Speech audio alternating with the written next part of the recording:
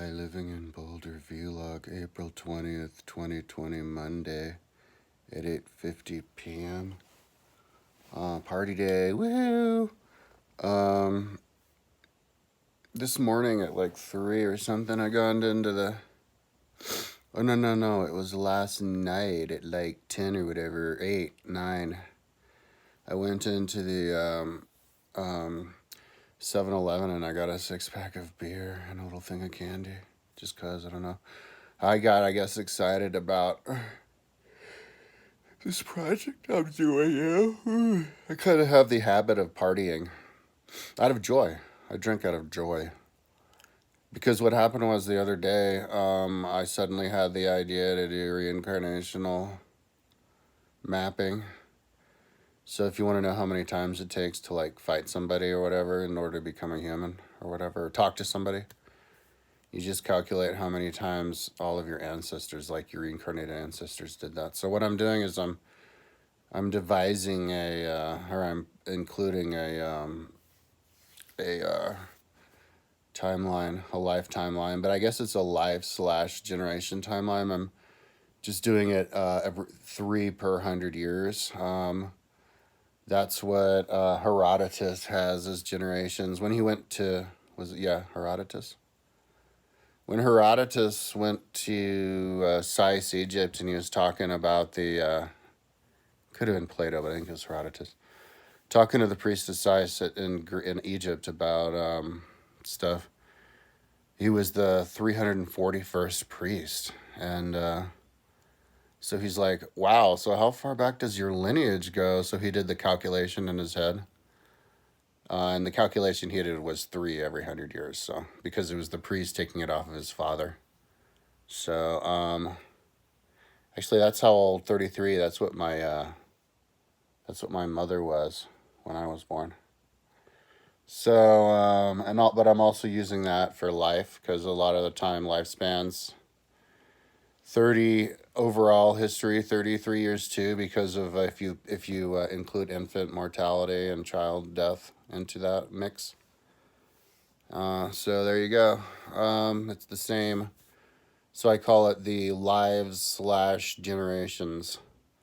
And it's it's good to look at it both ways because with generations, that's how you tweak the genetics. That's on the interval of offers you have to change the genetics. So for evolution. I'm just in the process right now of putting it across the horizontal, but then also the vertical part of all of my timelines, all dimensions. But then I saw that my timeline, it got too big for this screen because of 2 things. I added a new font to the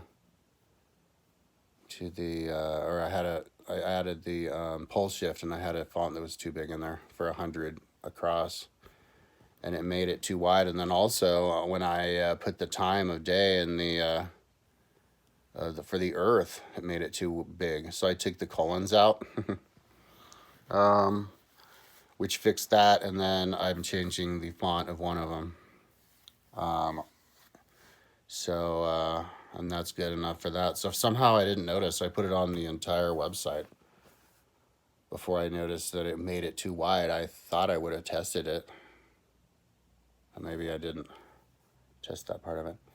Must not have. So I had to just replace it for all of the pages. And that's what I'm working on now, just cutting out the little colons. And then I'm going to go and batch edit those, the other font for the pole shift. But then on the bottom of the page is where I put the actual number, the image. So because a few years ago, and it took me forever, I got somebody's image of from above of Roman soldiers standing like a meter apart, holding their swords and shields, and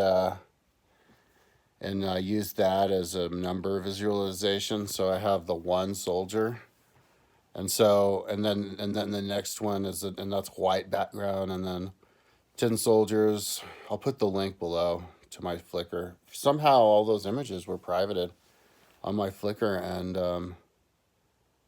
and then they weren't even on my computer at all. Freaky. So luckily they were still on my Flickr, and I found them. And then I couldn't find the album.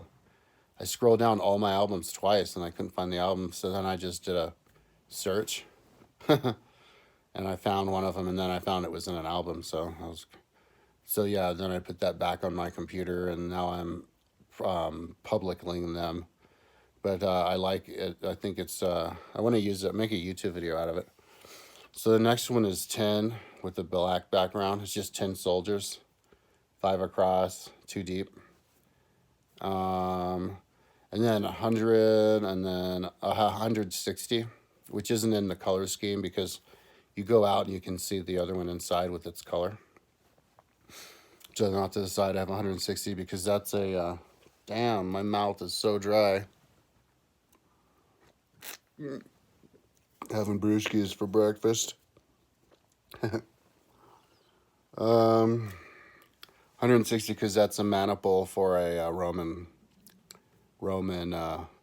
legion, and I just so have to have for one of them it goes by the eights. So one of them it's 180. So I have the maniple of 60, and then I have 2 of the little 10 guys below it. So you can see 180 right there, 180 people. So those are your 180 lives, or the 180 generations represented for you and for that period of time. So for 100 years, it's 3. So 180 would have been, 500 years would have been like, what, 30? 180 would have been for 10,000 maybe. And then 300,000. I could do it with Siri with my phone, but I'm recording a video. And then the next one's 1,800, so I have 1,000. So then I add 8 of the... Oh, no. I had the 1,000 cards there to build it. 1,000, and then exactly 5 of 160. To make 1,080, 800. And then I guess the next one would be 180,000. Wow. I don't know which time scale that would be, but that's must be the last one, like 3 billion. But yeah, so my little color thing is super convenient for that. Oh yeah, so then I have from 10, then 100, and then 1,000. Then I have another one off to the side that's 20,000. But then 1,000 to 1,000,000 to 10 million to 10 billion. So I'm gonna plug those all over my website. I'm super proud of that. I want to make a YouTube video of it. It's not made with, I guess, I made it before I got this whole cloud package on Dreamweaver or Adobe. So it's not made with Illustrator. It's just made with cutting and pasting with Photoshop. But so you can't zoom in like all the way in. But if I make a video, I can superimpose the other one. But I think it's. I was sort of looking at it a little bit before I went to sleep last night. I need to look at it again. It's interesting. I'm gonna link it all over my website. I'm gonna use it for population as well. Yeah, everything I can think of. I was, in fact, in books as well, like when they talk about wars and stuff. Anyway, I listened to Rousseau, Social Contract, and then half of Emile on education. Social Contract is interesting. Oh yeah, he talks about the history of Rome, but Emile is interesting because he's talking about the same exact thing that I talk about with my whole bike school idea, where you just get people away from their jobs and then you pay them to teach their own kids. Because he's saying the same thing. People should just look after their own kids. He was against the swaddling, like tying the kids together. Anyway, so I'm gonna listen to some more of that, but that's pretty much all. I was watching Curb Your Enthusiasm and like paleontology, dinosaur books, videos and stuff. Anyways, talk to you tomorrow. Hopefully I'll be done with this visualization thing with the numbers.